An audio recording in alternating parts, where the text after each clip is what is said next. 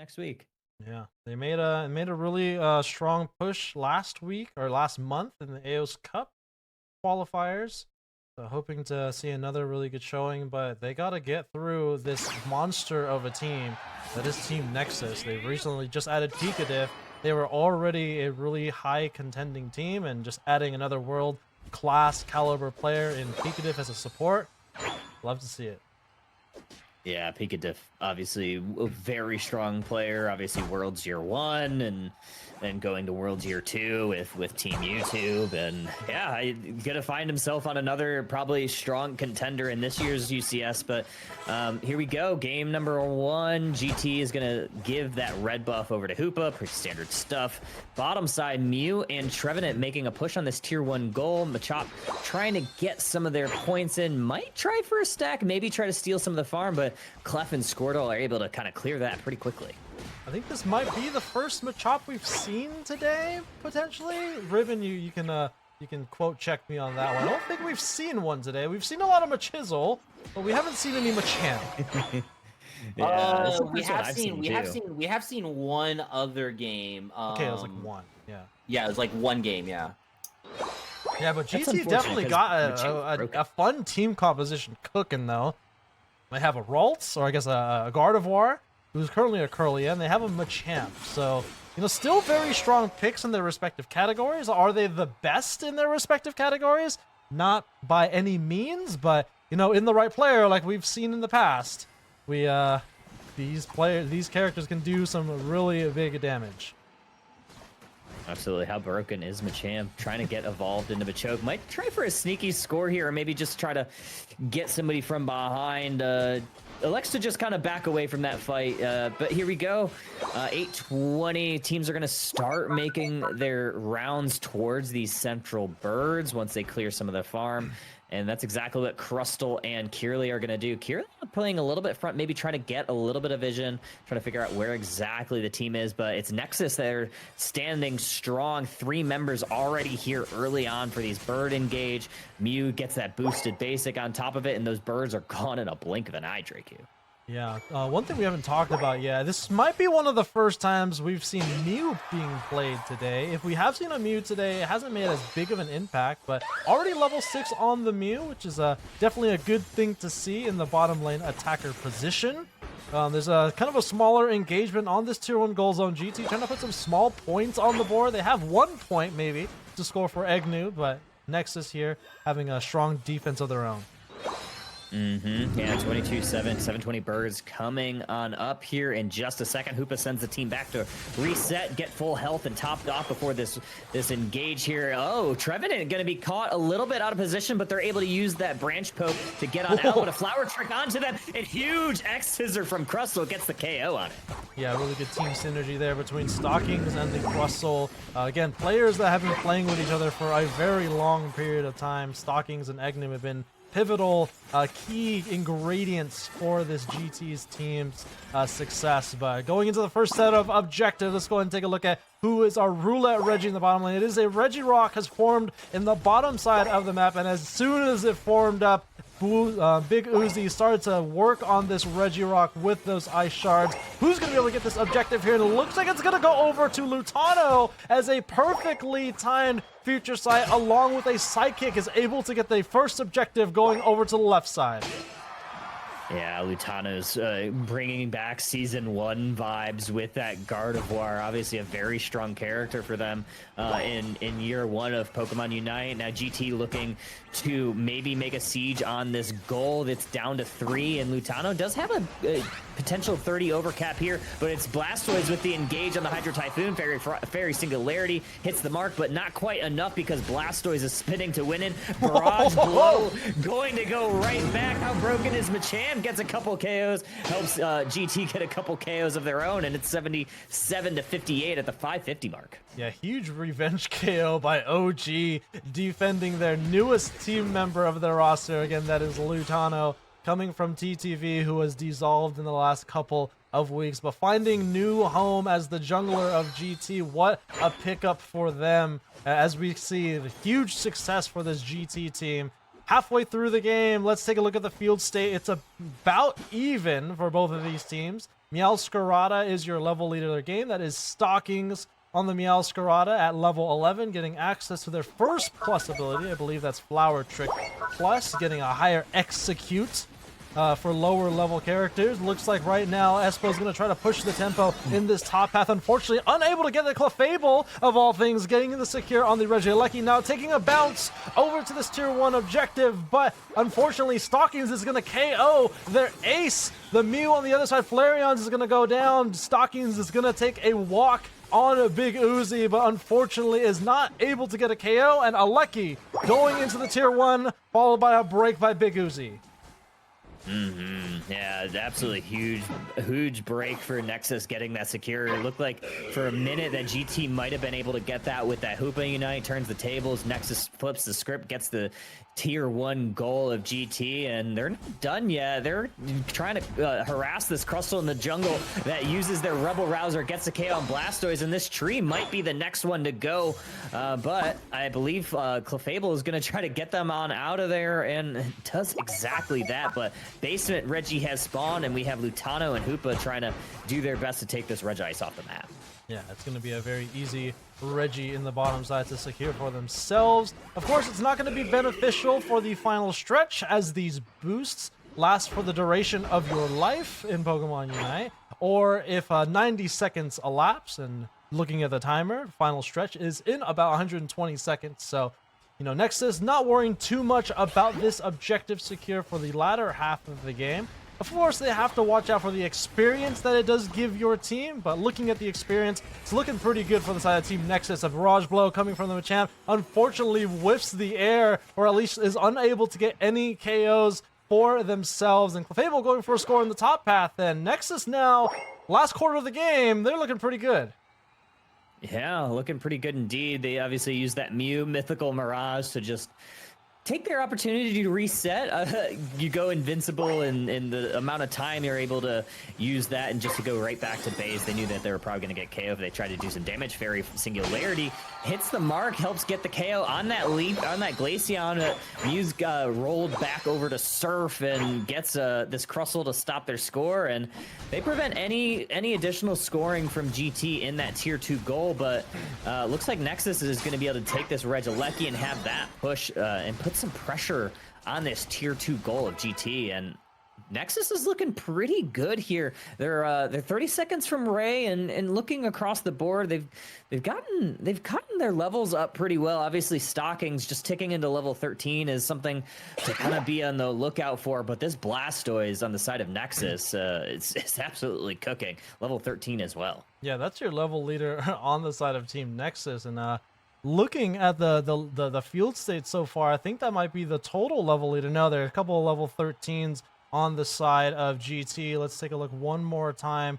Yeah, let's see. I think the Blastoise, as we see here, Beast is going to be very pivotal in engaging for Nexus. Let's see what they decide to do here. Of course, both of these teams would love to have a Rayquaza, but they both can also work around the opposing team's tier 1 in the respective top lane and the bottom lane. Again, whoever wins, not this game, but wins this set, is able to move on to next week. So both of these teams really fighting for their tournament life.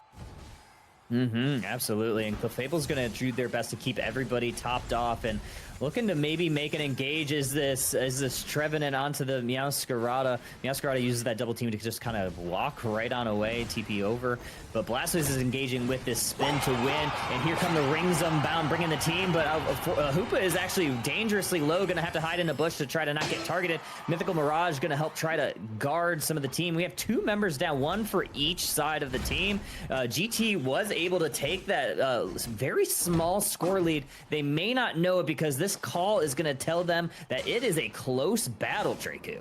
Yeah, 18 points separates these two teams. I think Nexus does know that they are behind, especially with that score coming in from Stockings. 1 minute left for this first game between GT and Nexus. Rayquaza looking strong in the central area, but if there's a character that's going to be able to take this down to its knees, it's the 4x super effective shards. But Big Uzi, of course, super effective damage doesn't matter here. Huge Hydro Typhoon kicks up 4 characters on Nexus. 2 characters down. Big Uzi and Flareon's already down. Rayquaza brought down to 10%. They can still get the secure here, but with the Fairy Singularity from Lutano, is going to be able to secure it for their team, and GT is going to win this first game with a secure from Espo on the Hoopa.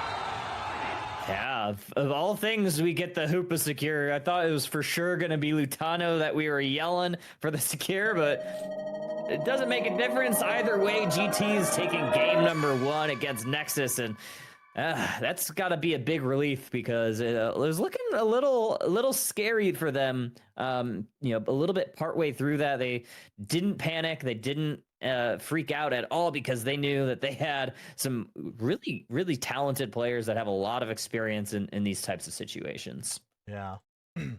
Yeah, Meowscarada getting that tier 2 goal zone really put the pressure on Nexus to push the tempo. They needed to either take Rayquaza or go for some scores, but clearly they knew that GT just wasn't going to let them score on that bottom free tier 1 goal zone, so they had to go for the rip. And a beautiful Unite move engage by GT to kick up 3 characters of Nexus, and that really, once again, Beast having a beautiful engage, not able to get anything going from it though. 263, 145 is your final for this game 1. Looking across the board at some of these damage numbers, everybody loves seeing them. Beast on the side of Nexus leading their team 53k. Lutano in stocking 58 and 67k. But most importantly, they were alive for that Ray fight, and most importantly, GT Espo getting that Ray secure and kind of clutching that up for GT. Yeah. Let's see. They I mean, if there was any sort of adjustment, I think these teams can make. I feel like Nexus had a really strong showing that game. I mean, the damage numbers don't say the whole story. But I mean, across the board, I think there weren't a whole lot of team engagements throughout this game. They just needed just a little bit better of a Rayquaza fight, and I think having the speedster on your side, that being Stockings, to have the mobility to get a score like that is very important, especially in games that are extremely close like this. Neither team really wants to make the first move in the Rayquaza pit, and Stockings taking that initiative allows you to do that with speedster. Yeah, and we're seeing kind of a speedster meta, you know, over the last little. Alrighty, everybody. So getting into one of the last sets of the evening. Once again, if you're just joining us, we got GT versus Nexus in the lower side of the bracket. Currently, GT is up 1-0 in this best of 3. If GT wins this game, they move on to next week in the lower side of the bracket. Nexus wins this game, they tie up the series in a best of 3, forcing the game 3 situation. Of course, GT doesn't want any of that.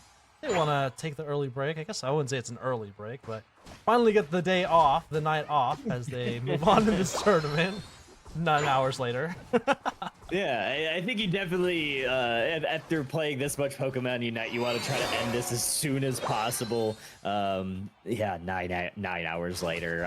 On daylight savings time, too. We're also going to be losing an hour's sleep tonight, so another thing to try to, like, get the dub here early. But here we go. Glaceon has come up to this top lane early, getting a KO on Hoopa. Squirrel's just going to have to go grab a berry and hope for this Dodrio to help with some of this reinforcements.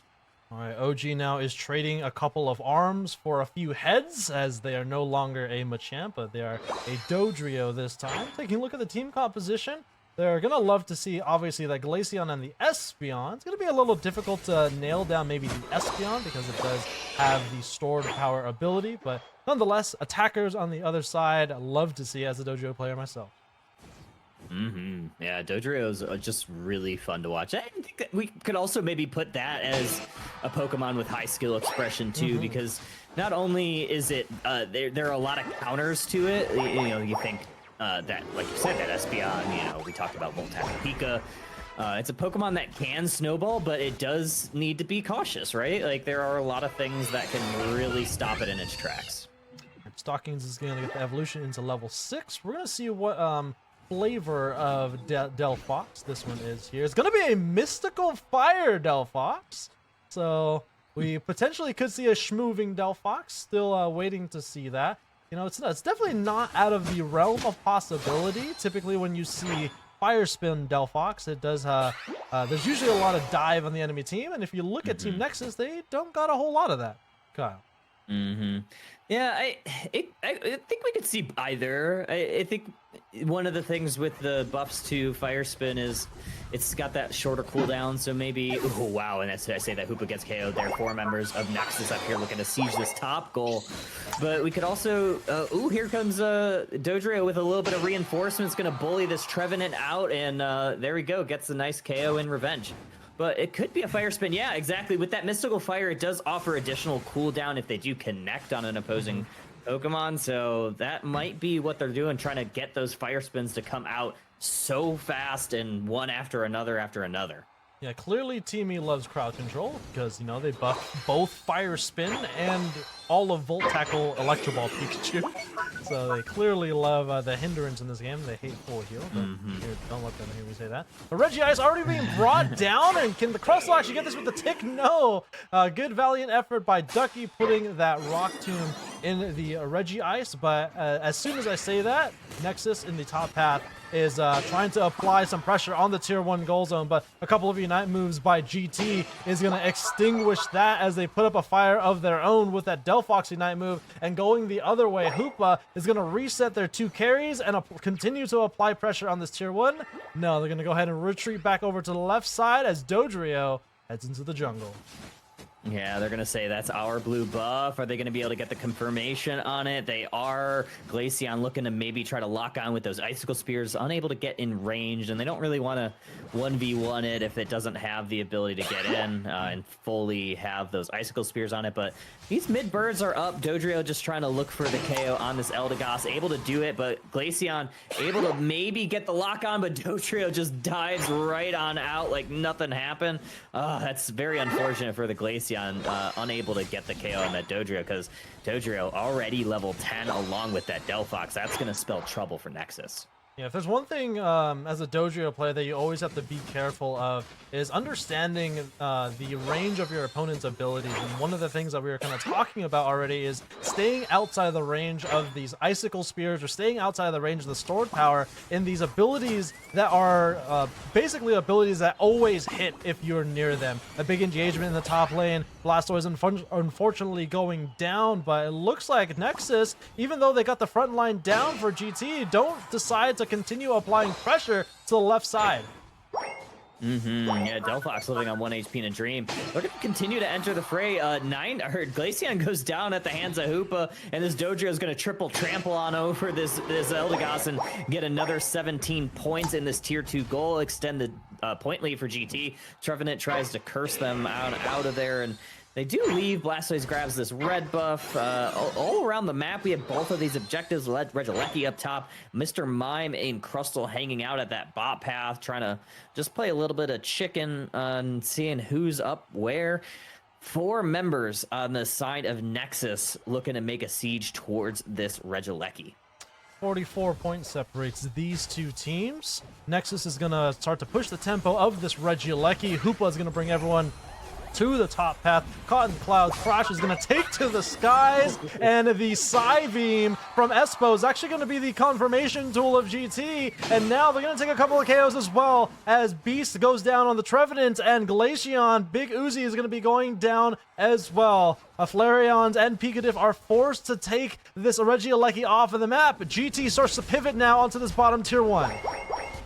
Yeah, the tier 1's gonna start to go, but it's actually the Rubble Rouser and then the Trevenant Curse that stops that right in its tracks. Hoopa continually having this hyperspace hole and this hyperspace highway available over to them. Blastoise uses that Hydro Typhoon, knocks up a couple of members of Nexus, and puts a little bit of a stop to any thought that they could take this tier 1 goal away from GT. And Oh, GT lives to fight another day. This basement Reggie is still up and available. It is in the flavor of a Registeel. 4 members for Nexus looking to take it, and it's at half. And oh, here we go. Basil Fireworks do it, but it's Cowabunga because that Blastoise gets the confirmation on the steal. I gotta say, these pivots by both of these teams have been incredible. To pivot around the tier 2 for where that Regieleki was down to this bottom tier 1. Nexus trying to hold on in this bottom tier 1. Flareon is gonna get taken down in its own speed flux zone. Lots of points being rained in this bottom tier 1. 211 to 56. Here comes Nexus trying to defend the goal zone, but it looks like it doesn't even matter. But it looks like Ducky may have stopped their own team member from, KOing the Mr. Mime, as the Mr. Mime locks out this goal zone with that 5 points. Not a huge overcap, but I think when you have a Hoopa on your own team, you're okay with breaking some goals to give yourself a little bit of a spatial advantage, and that's exactly what they do. 24 seconds until Rayquaza comes on the map, and looking across the board, this Dodrio, level 14, level 13 on this Delphox, and looking at Team Nexus, you only have that Glaceon that just now ticks into level 13. This might be a little bit of trouble here for Nexus if they're not able to maybe get a sneaky catch on this Dodrio. Who's gonna look to maybe grab one of the Scorseer characters, or maybe even just continue this score lead that they have. Yeah, if you're this Glaceon or this Espeon, you have to be sweating a little bit to see a level 14 Dodrio potentially lurking in your bushes. It's hanging out in the bottom of the map, so it's kind of nowhere to be found. Of course, both of these teams trying to get vision on themselves. It looks like a huge engagement going on here. Pikachu is actually going to go down on the Eldegoss. First KO going over to the side of GT, and it looks like OG was taken, is going to continue to push the objective. Let's take a look at the Rayquaza already being started by Stockings, but right now, can Nexus find their way in here? Their tournament life is on the line. GT is going to push the tempo. Unite move on the objective as well, and it's going to go over to Nexus! The Trevenant's Beast is going to be able to get this one for the team, and are they going to be able to score 200 points down? They're going to be able to score on the tier 1 on the bottom. Tier 1 on the top is coming down by the Trevenants, and the lead goes over to Nexus in game number 2. Wow, what a Hail Mary on the side of Nexus, but is Hoopa gonna get 100 in their own? They do, they take the lead 316 to 246, and we have a relatively close game. 100 points dunk by the side of Nexus will do the trick. Do they have any shields left? It looks like Crustle has the biggest shield of them all, and they might be able to do exactly that. This is gonna be a wild one, Draku. Once again, it's Escort the Payload. This is sudden death.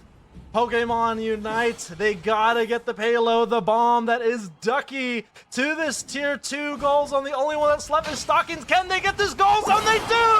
100 points by the score, going in by the Crustle, and it looks like Nexus, by the skin of their teeth, are able to get the score off and win game number 2, forcing a game 3 situation. Wow. What absolute madness was that? You think GT is moving on to next week, and all the way across the map you see Trevenant with the Hail Mary play, grabs that Rayquaza from certain doom of from GT, and what, a little bit of heroics there. Crustle obviously needing to then get that score, uses that nice eject play, but wow. We're going to be going to a game 3, and what are your thoughts about that Ray rip right there, Draku, knowing that GT had a huge lead? I don't know. You know, we say this all the time. You hate to see this kind of thing happen, but how many times have we seen in a ranked game where we have the lead and we have, for example, a Decidueye? I hate to say it, but the player base of Decidueye likes to rip Rayquaza for whatever reason. I do that too sometimes. But like you're winning the game and you see like a Cinderace ripping the objective. It's kind of the same thing here. Why take the objective if you don't need to? Yeah. All right, Stocking still staying on the Meowscarada. Buzzwole is being picked up. Oh my gosh, this is a scary team for GT. Like, they have respectively the best characters, some of the best characters in their respective categories, and all of the categories on their team. Whoa. Did I see what I thought I saw? Do we have a Garchomp in game number 3? We have a Garchomp. We also have a Gardevoir, a Crustle. Yeah, Nexus is... I hate to say it, but GT definitely won this draft in my opinion. I mean, they got double Gars on the side of Nexus. Oh, okay, you're so right. You're so right. I think they won. Nexus in the bag. The only thing they needed was Gengar, and they could have a triple Gar team and then just automatically win. But Buzzwole Jungle, interesting call there. Stocking is heading into this bottom path against the other starter in its lineage. Actually, no. Meowscarada is Gen 10, right? Sobble is Gen 1. Or Gen 9, sorry. So, starters in the bottom lane. OG is heading into the jungle with Buzzwole. It's not the worst thing in the world. Obviously, it does deprive you of going for early game stacks and applying early game pressure as a Buzzwole with Fell Stinger, one of the best early game secures in the game. But it does give you a guaranteed level 5 to get guaranteed superpower in this first gank. We're gonna grab unfortunately, a Gossifleur, throw them into the Swablu and Altaria, and get a lot of that farm for itself. Yeah, and this Garchomp trying to get onto that Gabite stage. Oh my God.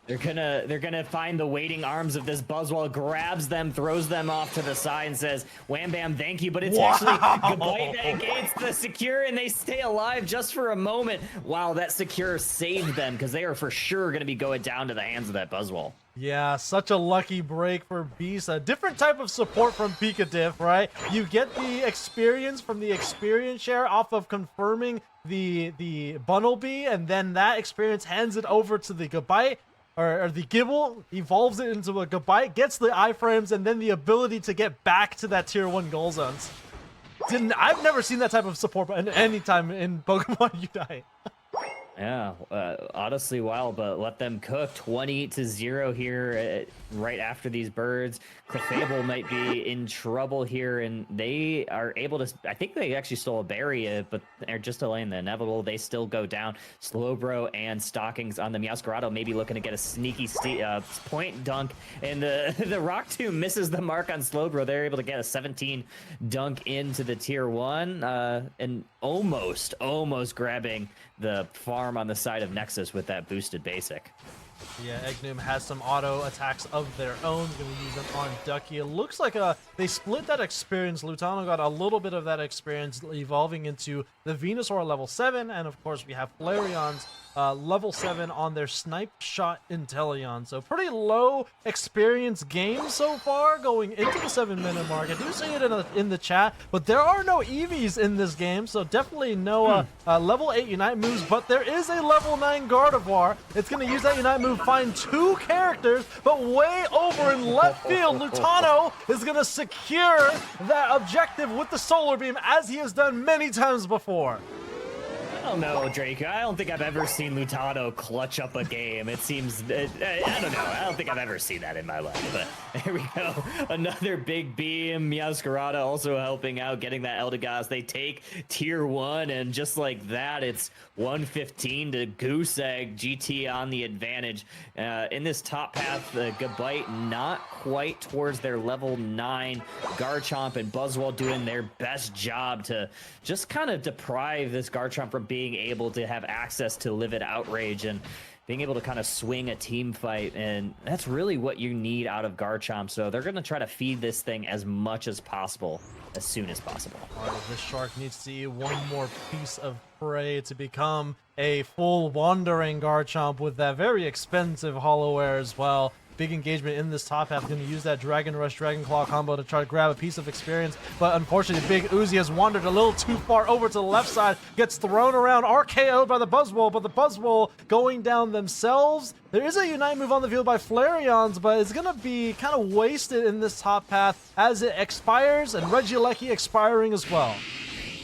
Regieleki going down really quickly. Using that dragon combo is this Garchomp. Using now that Livid Outrage into the enemy team of GT, but doesn't quite get a ton of value. They're going to have to use that dragon combo to get out, but they only find the Pokemon Center because they're going back. But a snipe shot from downtown finds Stockings on that Meowscarada. Yeah. The Meowscarada getting KO'd by the tree there. Maybe the sniper hiding in the tree, not the tree themselves. But huge chunk of experience going over to the Inteleon, ticking over to level 11 now. It is your experienced leader of that team. But as soon as I say that, OG takes the Inteleon for a ride, and GT now looking to score some goals on this tier 1 goal zone. Fairy Singularity is not going to hit a single target as GT tries to put some points on this tier 1 goal zone.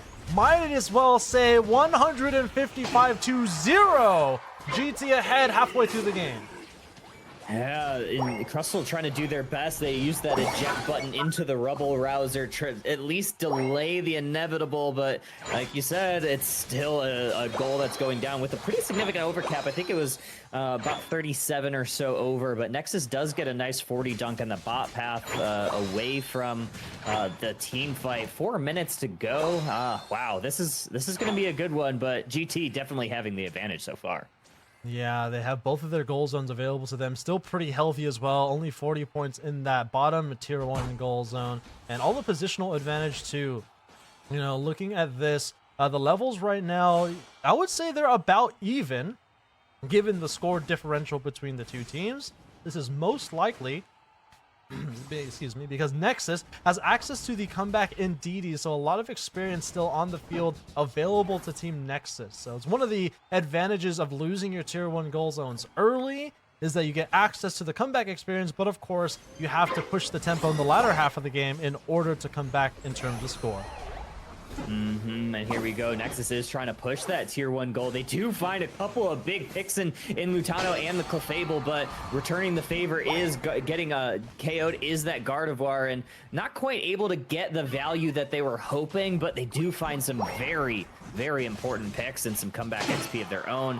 However, Eldegoss is going to find the Pokemon Center, and they're going to have to go back, and they're going to have to regroup for this next team fight, which, oh wow, Garchomp uses the eject button, finds a nice, almost finds a nice KO, but Buzzwole and Venusaur team up to get them on the return. Yeah, really nice eject button on the Buzzwole, but Lutano, once again, coming from way downtown, is here for the layup and the assist for the Buzzwole slam of the Garchomp into the ground to get that KO. This should be a very easy Regieleki going over to GT. Again, now applying some pressure to this tier 2. It's not going to matter a whole lot. They have plenty of time to take this off the map. 20 seconds before double time. Last double time for both of these two teams. This is going to be a wild finish. It was already a wild finish in game number 2. And we're most likely going to see a wild finish again here as well. Yeah, well, they actually just let that Regieleki walk in. I figured that Garchomp would be there to just shred that. That's one of the advantages of picking Garchomp. But here we go. They're actually going to start ripping. This is going to go up. Verdant Anger going to hit the mark. It's actually the tick of Verdant Anger that gets it. It's not even the beam from Lutano. Wow. Once again, Lutano showing the world why he's one of the innovators, the pioneers for Venusaur. As well as you can see there, this is why people pick this character. You might not have a whole lot of mobility, but the long distance damage that you can do with Verdant Anger, its Unite move and Solar Beam, is absolutely pivotal. And Nexus tried to make a Hail Mary call. They were maybe trying to, pick off Stockings, going for a tier 2 goal zone and push a potential 4v5 situation, which I believe it was, but Lutano, of course, newest member of GT, had something to say about it. Wow. What a clutch play by Lutano. Again, this is the first time I've ever seen them make a clutch play like that, that's for sure. Obviously kidding for those formerly on TTV. Made some really clutch plays throughout their run last year and plenty of other tournaments, but new phase or new team for them, but same results. They're absolutely cooking, and they're going on in this next round. And I say that Stockings does what they do best, getting a KO streak of 4 on their own, and that's going to be it, Draku. Yeah, Lutano did not want to give Stockings the Penta KO there. It was a warm welcome for Stockings and to give Lutano one of those KOs, but you have found yourself a lovely home, Lutano, and it's lovely to see you doing well in another team, taking them to the top 8 of this month's March qualifiers. That's absolutely huge for GT. Congrats to them. Congrats to really all the teams today. There've been some really strong matches and definitely no lull in play, that's for sure.